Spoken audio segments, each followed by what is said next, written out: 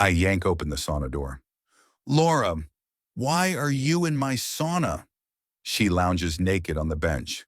It's basically communal, right? I block the exit. Private property, you're trespassing. Her smirk falters. You wouldn't dare. I hit the temperature control. Watch me. My heart stopped when I glanced at the security feed and saw Laura, the HOA president, sprawled in my private sauna, half naked, sipping Chardonnay like she'd reserved a penthouse suite at a luxury resort. Wrapped in a towel, cucumber slices on her eyes, she hummed along to the ambient music I'd installed for my post-therapy calm. Then she leaned into her phone and whispered, "He'll never know." This place is practically communal. That was the moment I decided. Laura needed a lesson in boundaries, one delivered in a cloud of skunk gas. 3 weeks earlier, I was savoring a rare, quiet evening on my deck, the kind I'd spent years dreaming about in combat zones. I'm not your average homeowner. I'm a retired vet with PTSD who bought land just outside the HOA's jurisdiction for a reason: peace. My property was legally exempt, documents notarized, certified, and in a drunken show of commitment, tattooed on my calf. I'd built the sauna with my own hands, 10 yards behind a row of cedar trees. It wasn't just a luxury, it was therapy, a sacred space where the world quieted and my brain could breathe. So when I saw Laura creeping along my fence line with binoculars and a clipboard, I knew the calm was over. It wasn't our first clash.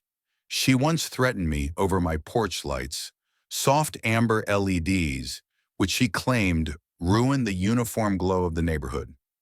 I explained calmly that she had no authority.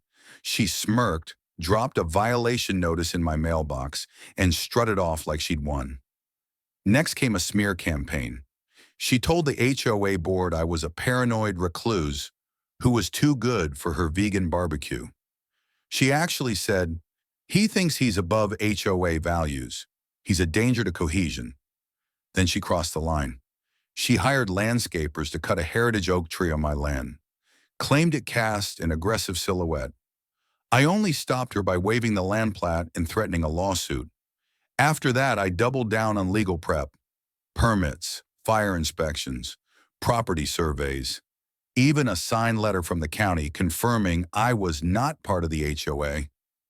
I laminated a big private property, no entry sign, and posted it right by the sauna gate. Didn't matter. I was picking up groceries the day the trespass happened. A motion alert pinged my phone. I opened the feed and froze. There was Laura, barefoot, towel wrapped tight, balancing a wine glass like she was at a spa.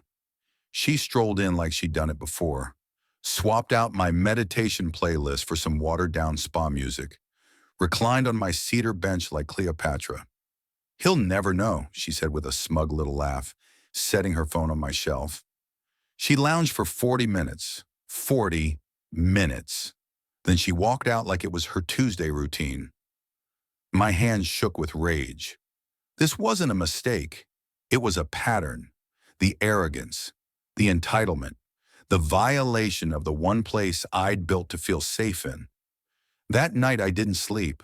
I stared at the ceiling, playing the footage on loop. Her smirk, her laugh, the way she settled in, as if her name was on the deed. At 3 a.m., I had an idea. The next morning I called Mike, a buddy from my unit who now worked in wildlife control. I asked if those scent diffusers used to deter coyotes might work in a more creative setting. "You're serious?" he asked, half laughing. "You have no idea," I said. "You're gonna skunk an HOA president?" "Not skunk her," I corrected. "Educate her." Mike was all in. 2 days later, I had a discreet scent emitter, non-toxic, environmentally safe, designed to mimic a skunk's defensive spray. One whiff and you'd rather run through fire than stay in the room. I installed it beneath the cedar bench in the sauna, wired it to a remote trigger on my phone, ran tests in my garage, and nearly had to evacuate. It was perfect. Then I waited. Sure enough, 3 days later, A new notice appeared on my door. Unpermitted signage violates neighborhood aesthetic. Must be removed within 48 hours. The sign she trespassed past? I laughed so hard I choked on my coffee.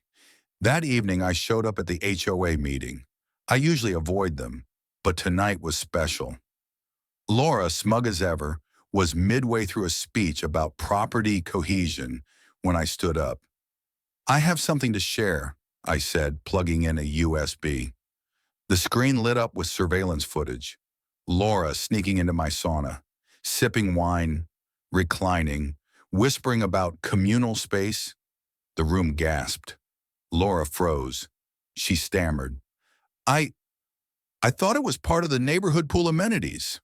It's behind a fence, on private land. With a locked gate, I replied, and a massive sign. The silence that followed was delicious.